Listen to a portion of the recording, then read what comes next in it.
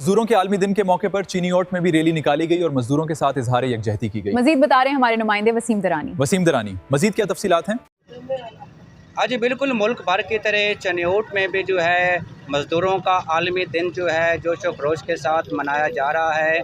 आज जो है पाकिस्तान मज़दूर मुहाज़ चिनियोट के ज़ेर एहतमाम रैली निकाली गई है और इसमें मज़दूरों का जो है उसका इज़हार यकजहती किया गया है। हमारे साथ मौजूद हैं सूबाई सदर पाकिस्तान मज़दूर मुहाज़ चिनियोट डॉक्टर अली अमीन साहब। हम उनसे जानने की कोशिश करेंगे। सर बताइएगा कि आज मज़दूरों का आलमी दिन है, आप क्या कहेंगे?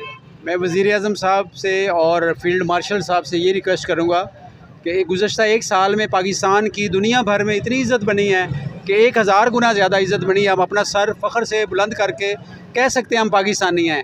अब जो असल पाकिस्तान के अंदर चैलेंजेस हैं हुक्मरानों के लिए वो ये हैं कि जो पाकिस्तान की बिजली ना पैदा करने वाले कार्टेल हैं उन पर हाथ डालें, जो चीनी गायब करने वाले कार्टेल हैं उन पे हाथ डालें, घी गायब करने वाले कार्टेल हैं उन पे हाथ डालें और फौरी तौर पर ईरान से गैस और तेल मुफ्त लें। और ये महंगाई का जो सैलाब आया हुआ है, वरना अवाम अगर करोड़ों अवाम बाहर निकल आएगी तो इससे हमारी पूरी दुनिया में जागनसाई होगी, पाकिस्तान की बदनामी होगी। गुर्बत की लकीर से 12 करोड़ लोग नीचे जो हैं इंतहाई तंग हैं और वो कितने दिन अंदर रहेंगे। ऊपर से लोड शेडिंग इतनी शदीद हो रही है, दवाइयाँ महंगी हो गई हैं, आटा महंगा हो गया है, बिजली महंगी हो गई है, पेट्रोल महंगा हो गया है, घी महंगा हो गया है, दालें महंगे हो गई हैं और सिर्फ ये सब कुछ जुड़ा हुआ है पेट्रोल के साथ।